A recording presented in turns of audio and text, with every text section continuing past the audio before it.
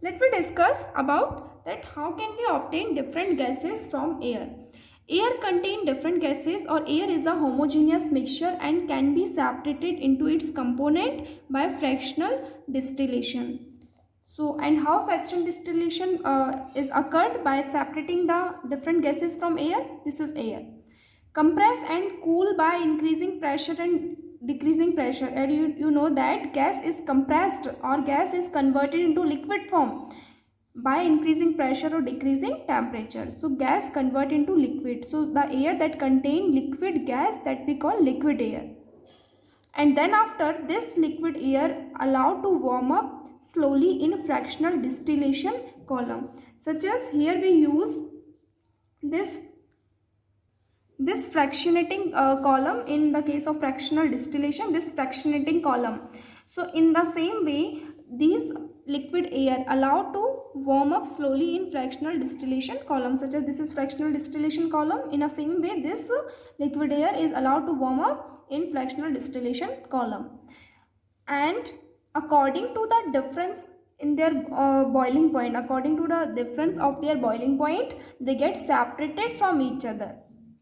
Suppose the component of air or the gas which having less boiling point comparatively to other gases, that gas starts to form vapor firstly, and it means the vapor of that gas is condensed firstly and gets separated at first number, and then at second number the gas that having low boiling point other than other gases, then second number gas starts to form vapors and get condensed at second position, and at third number the gas that having low boiling point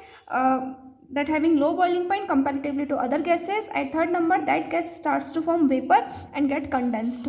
So according to the boiling point, according to the increasing order of the boiling point, gases get separated from each other, or gases get separated at different heights.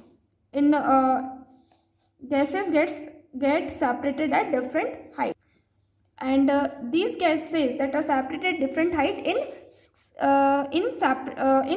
fractionating column. Here gas that are separated, they are separated at different height in fractionating column. And here are boiling point of gases are given are oxygen, argon and nitrogen, or less boiling point. Here nitrogen have low boiling point from oxygen and argon have low boiling point from oxygen, and high boiling point of oxygen is comparatively to argon and nitrogen. Here percent air by volume means the space covered by gas. So percent air by volume, so here space covered by nitrogen is more in air. And this is the apparatus of separating the components of air.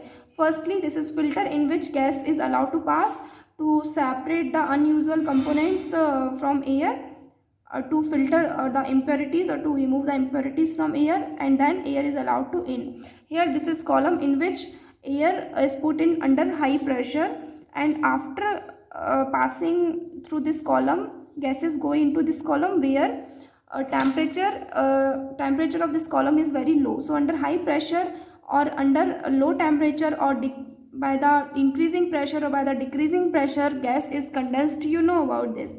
So these two conditions are provided by these two columns, that high pressure and low temperature. And water out and freezing cold water in means here by the supplying the cold water, temperature of this column can be put as low, as in low mode. And this is water out, that warm water is passing out of this column and cold water is passing inside the this column to keep the temperature low. Cold compressed air, as by because of these two conditions, liquid air condensed air is condensed and convert into liquid air. So gases that is present in air gets condensed, so we call it as cold compressed air. And this cold compressed air is passing through the separator, and After passing the gases, different gases that is present in air in liquid form through this separator, in that condition carbon dioxide is separated out in the form of dry ice. Dry ice means solid form of carbon dioxide is called dry ice. Solid which is gas, and carbon dioxide which is gas, and carbon dioxide is also found in solid form. So from this separator, carbon dioxide gas is separated out in the form of solid form, that we call dry ice. And after then, remaining gases present in air passing through this passing through this apparatus, and allowed to be flow in a fractional distillation column. This is fractional distillation column, such as this is fractional distillation column. In fractional distillation column, these liquid air is allowed to warm up or allowed to be heated in fractional distillation column, and according to their boiling point, gases that is present in liquid air gets separated out from each other. So firstly, nitrogen gas is arranged itself at upper height, and argon is separated out from the lower side of the nitrogen, and here oxygen gas is arranged, or is oxygen gas is separated out at below side of this fractional distillating column. Because why are these gases are separated out at different level of this fractional distillation column? According to their boiling point, the gases which have low boiling point, it gets separated at the upper height of the column, and the gas which have a high boiling point, it gets separated from the low level of the boiling point, because it takes times to form vapors, and it form vapors at the last. So it gets separated at the below side of the column. And then from this liquid phase, and this oxygen air which is present here in gaseous form, not in liquid form, because before the liquid air, here liquid air after passing through the separator is allowed to be passed in fractionating column, and in fractionating column this liquid air is allowed to be heated, and after getting heated, these all gases converts into vapors and get separated at different height according to their boiling point. And as oxygen is present in a gaseous form, after passing through this and this oxygen gas present here in vapor form get collected in a liquid form in this beaker. And how this oxygen get collected into liquid form? Because of the condensation. This oxygen gas here is condensed and collected into different beaker liquid oxygen. So here we see that how fractional distillation works by separating the different gases from air. Students, next is crystallization method. That how can we obtain pure copper sulfate from an impure sample? Copper sulfate that is found in liquid form, and in that impurities are found. So how can we separate pure copper sulfate from impure solution sample? So here different method, and we separate pure copper sulfate from an impure sample by using crystallization method. Crystallization method is used to obtain pure copper sulfate from an impure sample. Crystallization is a process that separates a pure solid in the form of its crystal from a solution. Here we make copper sulfate solution in water. So take some impure sample of copper sulfate. Impure copper sulfate sample means copper sulfate which is in liquid phase, or in this copper sulfate sample some impurities dissolved in it. Some impurities dissolved in this liquid phase of copper sulfate, and we want to get separate pure copper sulfate. Then after we dissolve this impure form of copper sulfate in some amount of water, such as in some amount of water, this is water, and this in some amount of water we dissolve this impure copper sulfate, liquid phase of copper sulfate in which impurities is mixed. And then after filter the impurities out. So by using filter paper or by using sieve, we removed impurities from this copper sulfate. And then the impurities that is dissolved in this liquid form of copper sulfate, they get separated out by using filter paper, because we use uh, filtration process, such as this is copper sulfate dissolving and in which impurities is dissolved.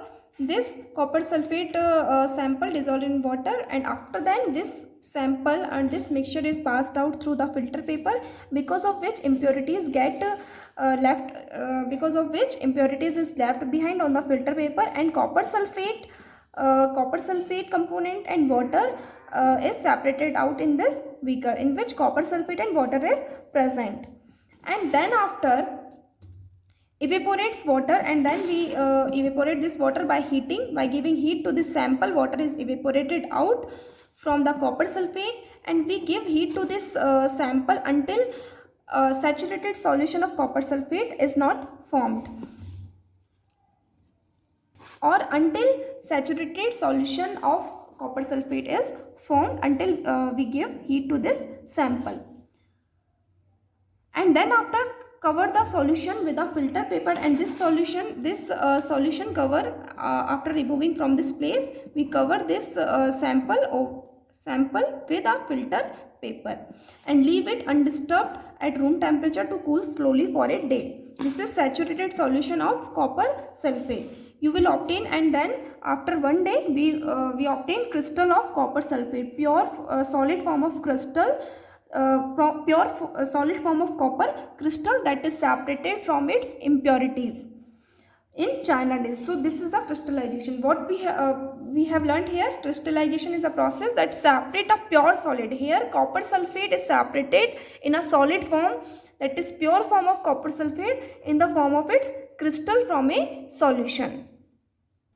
Because some impurities is present in liquid copper sulfate, and to remove that impurities we have to mix this copper sulfate into water, and after mixing we pass this solution of copper sulfate and water through filter paper to remove the impurities present in copper sulfate solution or present in copper sulfate liquid. And after that we get solution of copper sulfate and water, and we want to separate the pure form of copper sulfate. In that condition we have to remove water in the form of water vapor by giving heat to the solution of copper sulfate and water, and after leaving undisturbed the solution of copper sulfate, we get crystals of copper sulfate next day. So that is pure form of copper sulfate, and that is a method of crystallization. Students, next is what is element and compound. Students, you know that what is matter, and everything in this universe is made up of matter or is matter. Matter is made up of particles. These are the particles. You have studied this in your previous chapter. And these particles may be atom, may be molecule, may be compound. These particles may be atom, molecule or compound. So, and by the joining of atom, molecule is formed. And what is compound? Here single form of atom or one kind of atom is known as element. One kind of atom is known as element. Such as this is the symbol of iron atom. This is one atom of iron element, and this is one kind of atom, only one type of atom or one kind of atom that we call element. So here this is iron element symbol, and in this one atom of iron element present. So the definition of element as a basic form of matter, this is a basic form of matter that cannot be broken down into simpler substance, and this element of iron cannot be break down into simpler or smallest substance or smallest part by chemical reaction. If we give heat to this iron, that it does not convert into smaller part, and it is a basic form of matter. Anything that can occupy space and have mass we call matter. So atom also occupies space and have mass, molecules also occupy space and has mass, compound also occupies space and has mass. So atom, molecule and compound both are matters, or particles of matter may be in the form of atom, may be in the form of molecule, may be in the form of compound, or particle are combined together and make matter. So everything in this universe, whatever we are seeing, all is matter. So element is a basic form of matter because all the things are made up of atoms, because all the things are made up by the small atoms. What is compound? And molecule is made up by the joining of atom. These are the atoms. So by the joining of atom, molecule is formed. And what is compound? A compound is a substance composed of two or more elements. In compounds such as H2O, this is compound because here two element, hydrogen and oxygen element present, and when two elements are composed together, it make compound. So this is compound. Chemically combined with one another. Chemically combined with one another means when hydrogen react with oxygen, in that condition it form water. So these two elements are combined together chemically in a fixed proportion. In a fixed proportion means always the atom of hydrogen, two atom of hydrogen is combined with one atom of hydrogen. So this is the fixed proportion of atom that is combined together in a water compound. This is called as water molecule also because here more than one atom present and more than one atom combined together and form molecule. So water is a molecule and water is a compound also. Molecule because it contains more than one atom, and this is molecule because it contains more than one atom, and compound because it contains two elements, hydrogen and oxygen. So this is compound. So I hope you have understood the difference of atom, molecule and compound. All the matter is, what is matter? Matter occupies space and has mass. So everything in this universe, atom, molecule, compound or some material is matter. This is a suppose this is the iron piece, this is matter, and this iron piece is made up of small iron atom, and this iron atom is also matter. So this is and these are the element is a basic form of matter. So I hope you have understood this. Thank you.